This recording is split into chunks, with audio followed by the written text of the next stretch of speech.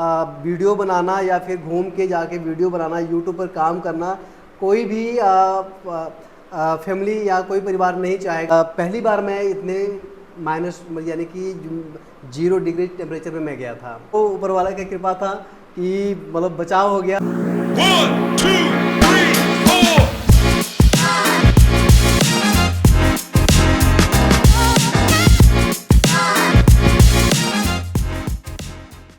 मैं सांस के खत्म होने को मौत नहीं मानता।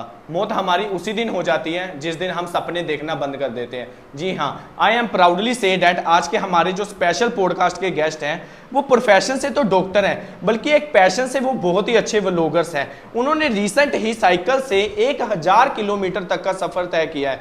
आज के टाइम में जहाँ हम 2 किलोमीटर साइकिल चलाएं तो हमारी सांस फूलने लग जाती है। चलो हम ज़्यादा देर ना करते हुए हम उनकी तरफ बढ़ते हैं। हाय अंगद। हेलो सर, कैसे हो आप? बढ़िया बढ़िया अनमोल जी, मैं बढ़िया हूँ, आप कैसे हैं? सबसे पहले थैंक यू सो मच आपका हमारे शो में आने के लिए। जी थैंक यू। तो मुझे आपका कहना चाहिए कि आपने अपने स्टूडियो में मुझे इनवाइट किया और आपके जो पॉडकास्ट जो आपका चैनल है उस पर आपने इनवाइट किया, उसके लिए मुझे आपको थैंक यू कहना चाहिए सर। थैंक यू अंकल जी। सबसे पहले मैं पूछना चाहता हूँ, एक डॉक्टर इतना सिक्योर्ड प्रोफेशन होते हुए भी आप यूट्यूब की तरफ क्यों आए? यूट्यूब पर मेरा जो चैनल है वो ब्लॉगिंग का चैनल है, जैसा कि आपको पता ही है।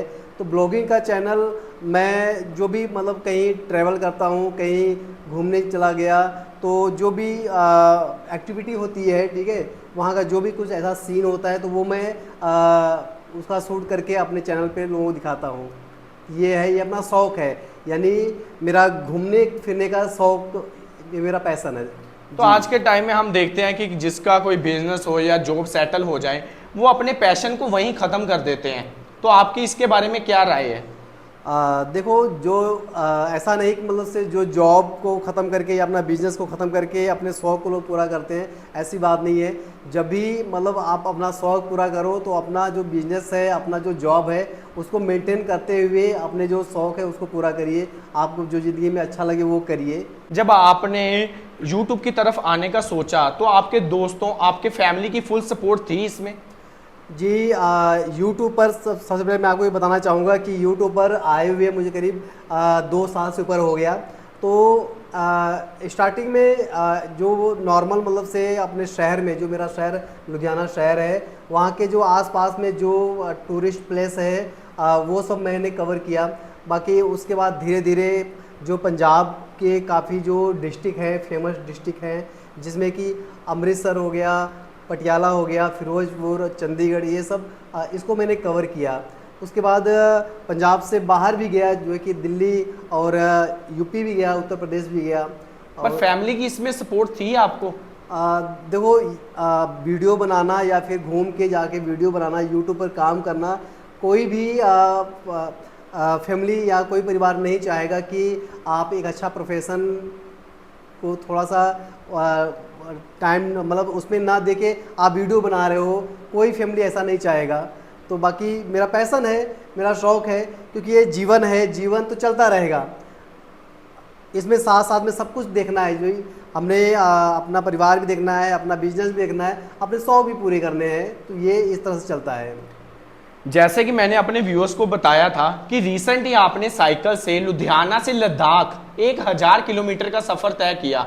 तो आपने इस साइकिल पर जाने का और इतनी दूर जाने का सफ़र कैसे सोचा? देखिए सर, मैं आपको अनमोल जी ये बताना चाहूँगा कि जो लद्दाख घूमने का शौक़ आज से कुछ देर पहले लोगों से मैं सुनता था कि लेह जाना है, लद्दाख जाना है, बाई कार जाना है, कार बुक करके जाना है, मैं ये सुनता था। पर मैं काफ़ी, हमारे कई फ्रेंड हैं जो कि ब्लॉगर हैं, मैं उनको काफ़ी देर से फॉलो कर रहा हूँ। तो वो पिछले साल बाईसाइकिल गए थे, तो उनके जो उनकी वीडियोस थी वो मैं देख के उनसे काफ़ी मोटिवेट हुआ। तो मैं यही सोचा कि भाई अगर ये लोग कर सकते हैं तो मैं क्यों नहीं कर सकता हूँ। तो एक्चुअल में पिछले साल मेरे पास टाइम का थोड़ा सा अभाव था, जिसके कारण मैं नहीं जा पाया था।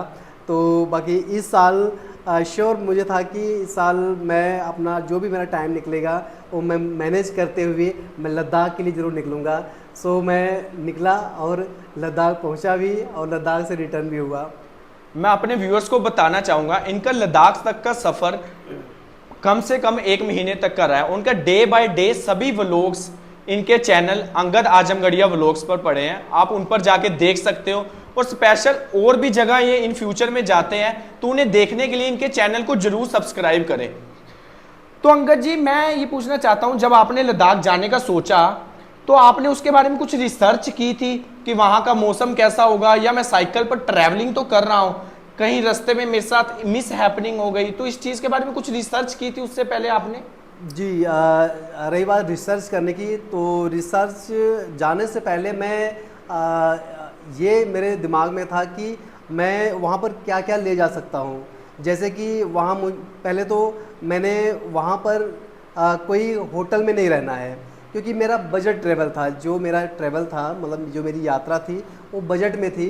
तो सबसे पहले मैं डीकैथलॉन से मैं टेंट लिया जो कि वाटरप्रूफ था, और मैट लिया जो कि सोने के लिए, और एक स्लीपिंग बैग था क्योंकि लद्दाख में माइनस में टेम्परेचर होता है, तो एक स्लीपिंग बैग बढ़िया सा होना चाहिए। सो मैं वो लिया।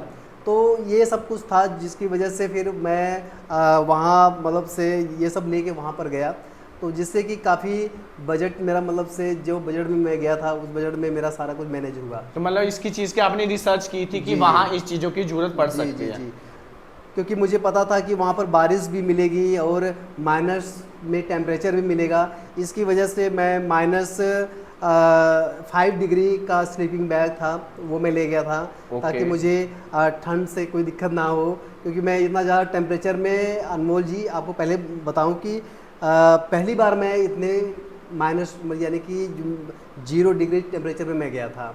ओके जी। इससे पहले अंगद जी आपने कोई लॉन्ग रूट, जैसे आप लेह लद्दाख 1000 किलोमीटर तक से सफर पे गए हो, इससे पहले भी कोई आपने इससे सफर किया है ऐसा, या ये आपका पहला सफर था? जी, मेरा ये बाईसाइकिल पहला सफ़र था। और वैसे मैं सफ़र बाइक पर पूरा पंजाब घुमा हूँ, पंजाब के जितने डिस्ट्रिक्ट हैं सबको कवर किया हूँ सर। यहाँ तक मैं हिमाचल भी माता चिंतपूर्णी और नंगल डैम वगैरह सारा कुछ कवर करके आया हूँ सर, बाइक से। बाइक से गए जी, हो आप? लेकिन साइकिल का ये मेरा पहला टूर था, जो कि मैं आपको सही बताऊँ तो मैं कभी काफ़ी देर से, देखा जाए तो करीब 12-15 साल से मैं साइकिल, जब से पढ़ाई वगैरह छोड़ा तब से साइकिल को छुआ तक नहीं था, बाइक से ही चलता हूँ। तो लेकिन पहली बार ऐसा सफ़र किया जो कि 1000 किलोमीटर का सफ़र तय किया, और वो भी साइकिल पे।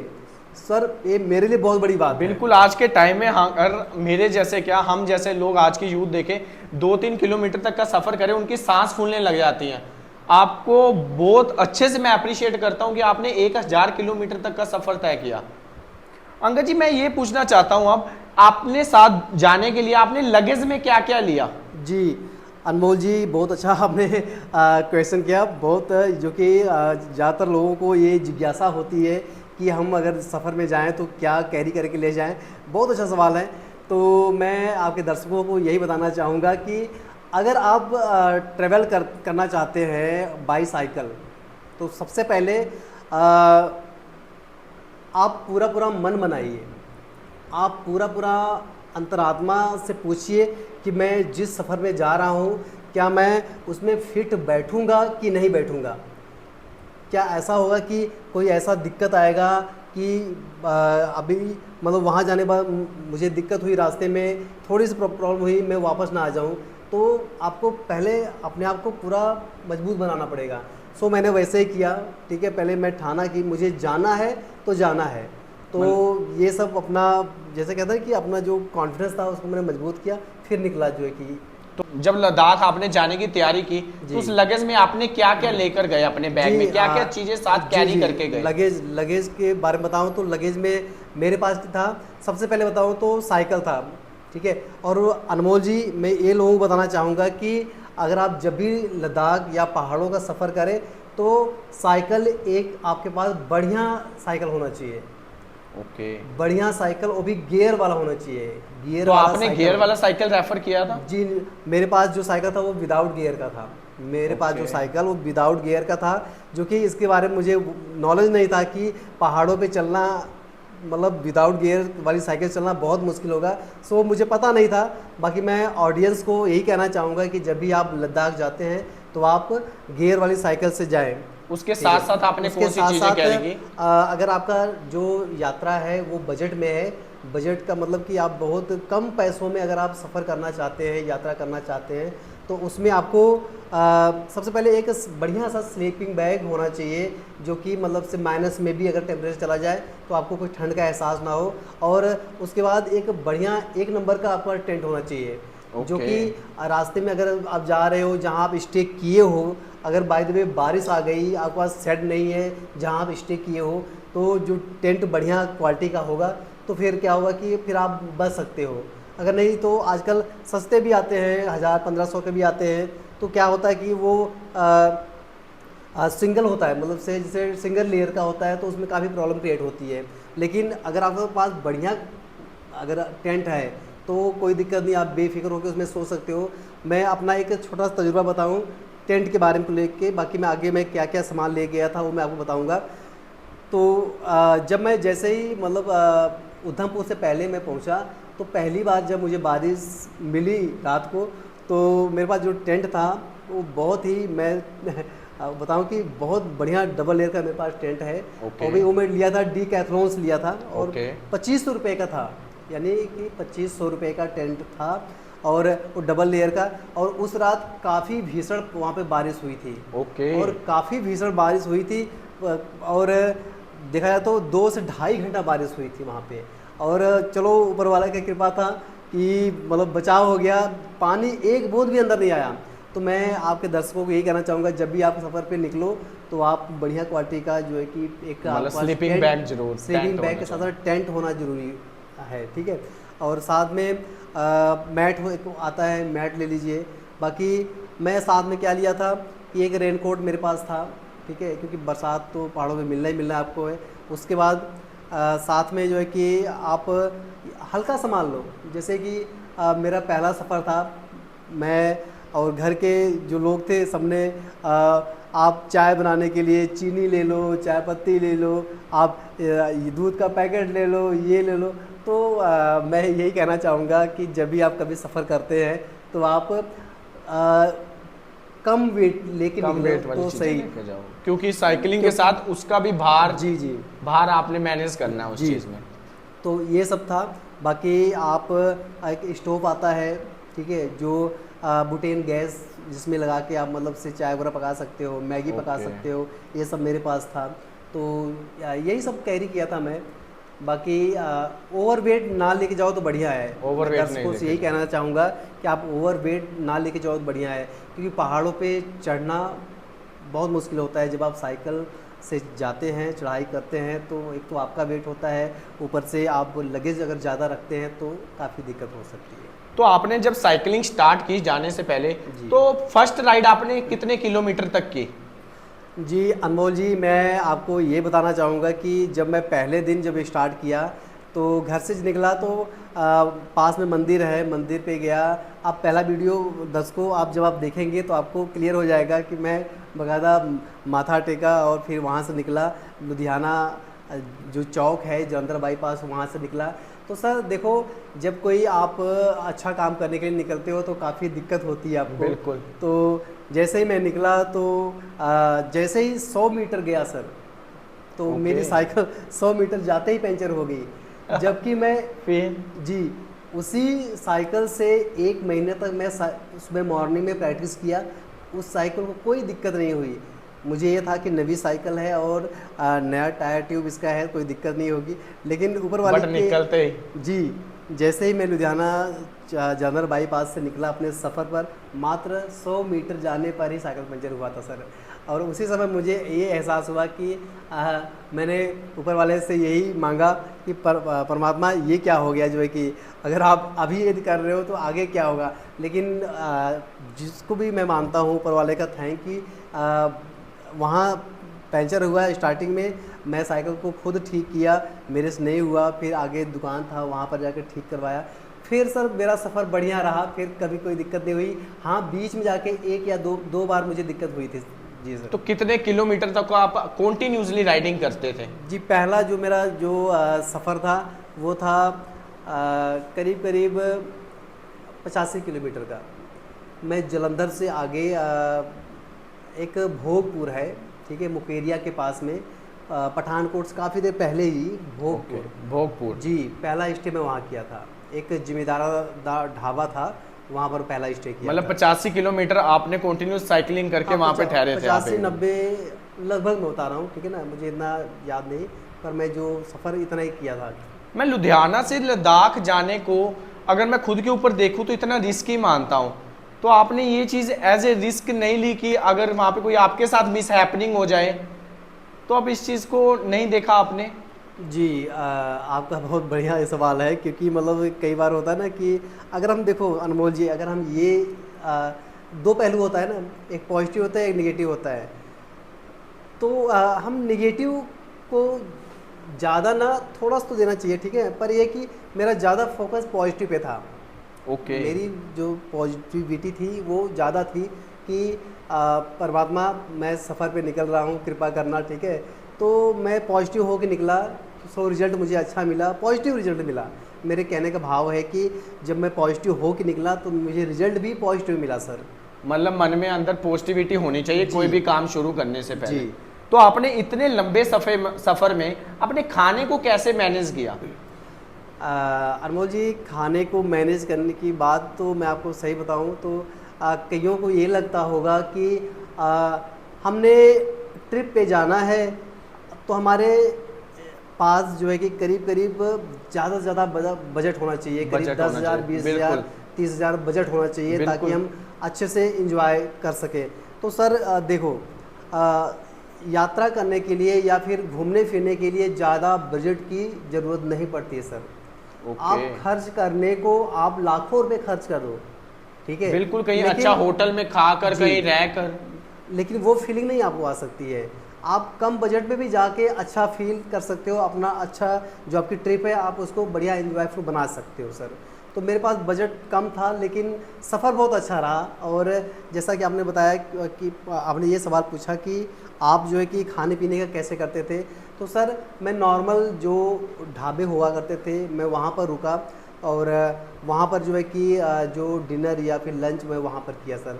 नॉर्मली देखो, अपना भारत देश ऐसा है कि यहाँ कम पैसों में आप बढ़िया सफ़र कर बढ़िया सकते हो। सफ़र कर सकते जी, हो। और कम पैसों में आपको बढ़िया खाना मिल सकता है अपने भारत देश में।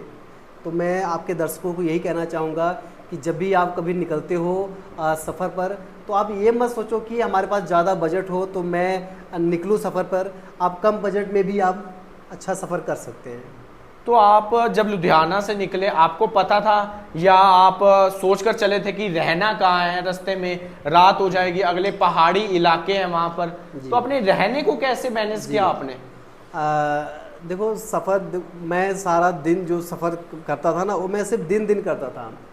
रात का सफ़र मैं नहीं किया। मैं अनमोल जी, जो सच्चाई है वही बता रहा हूँ, आपके चैनल के माध्यम से मैं सच ही बताऊँगा। तो मैं दिन दिन का सफ़र किया। मान लो जैसे मैं मॉर्निंग में यहाँ से निकला 6 या 7 बजे निकला, बाकी शाम जहाँ पर हो गई, क्योंकि थकावट होता था।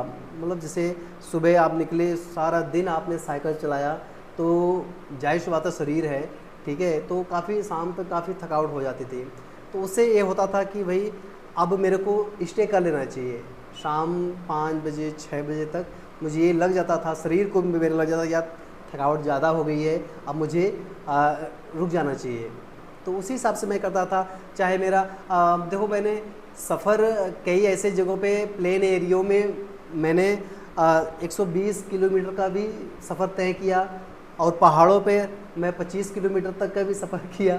तो ऐसे था सर कि ये शरीर अपना जहाँ तक जवाब, मतलब हमें लगा कि अब रेस्ट कर लेना चाहिए, वहाँ मैं रेस्ट करता था। जहाँ लगता था कि बस अब नहीं, वहाँ मैं टेंट लगा के वहाँ पर फिर सो जाया करता। मतलब आपने कोई होटल्स वगैरह नहीं लिया? नहीं, आपने जी, हमेशा अपना जो टेंट लेकर गए थे लगेज जी में, जी जी हमेशा वही रेफर जी किया? जी वही। ओके। बीच में जब मैं लद्दाख लेह पहुँचने वाला था, तो वहाँ पर कुछ देर पहले जो है कि एक पत्थर साहिब है, करीब 25 किलोमीटर पहले, लेह से 25 किलोमीटर पहले पत्थर साहिब, गुरुद्वारा पत्थर साहिब जी है। ओके। वहाँ पर मैं गुरुद्वारे में रुका था।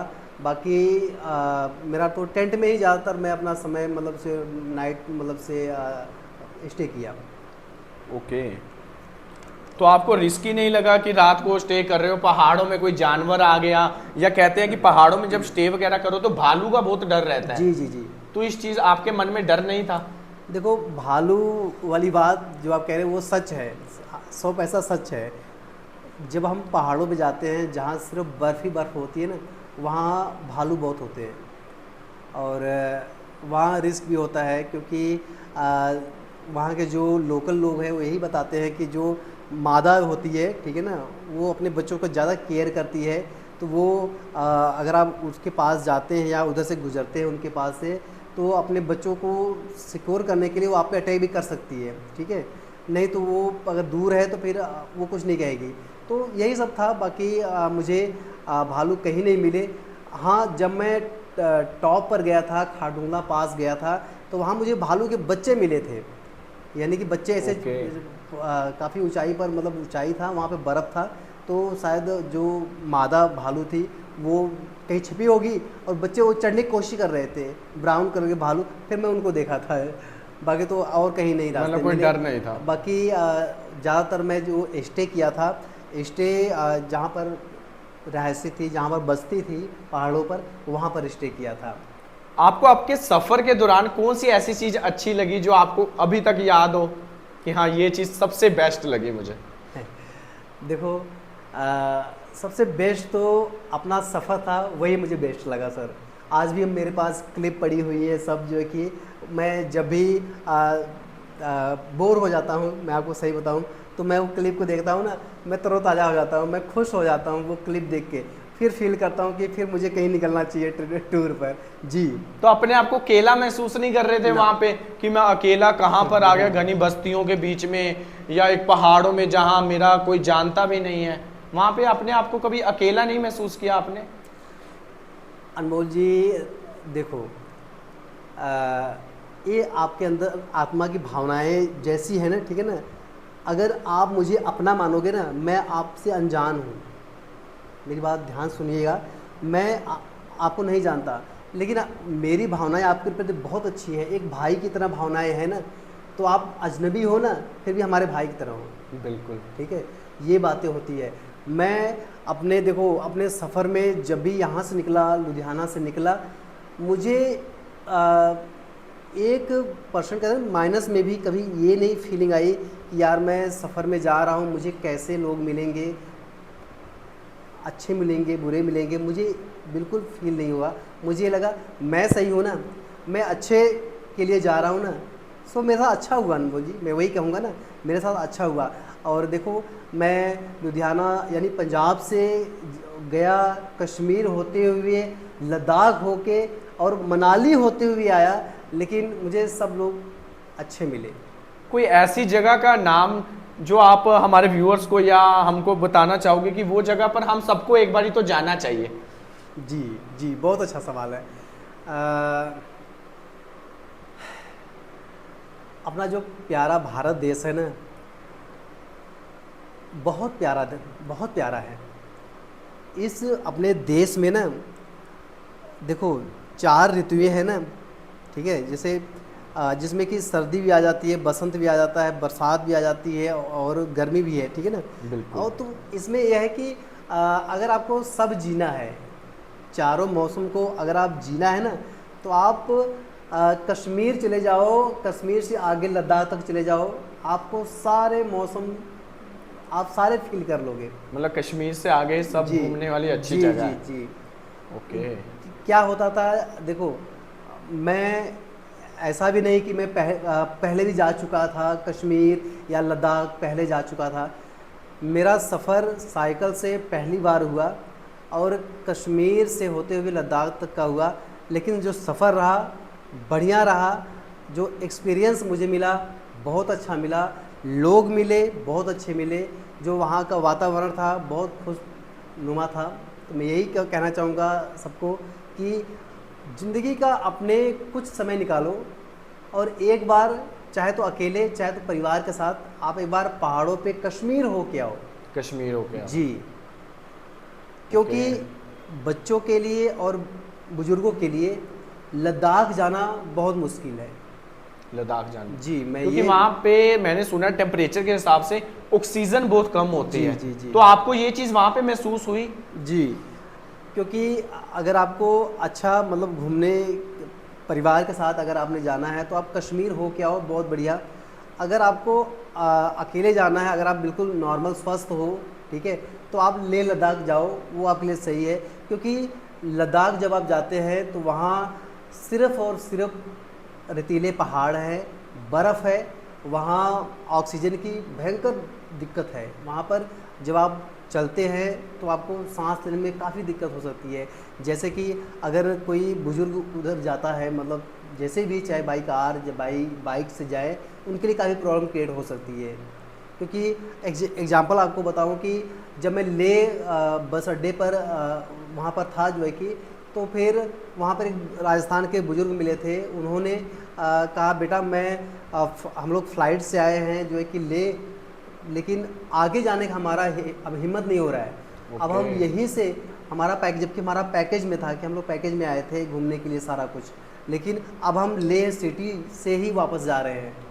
तो इसलिए अगर आपको परिवार के साथ और माता पिता के साथ अगर आपको अच्छा घूमना चाहते हैं, अगर आप अच्छा समय पार्टिसिपेट करना चाहते हैं, तो आप जो है कि कश्मीर हो के आओ, जन्नत है।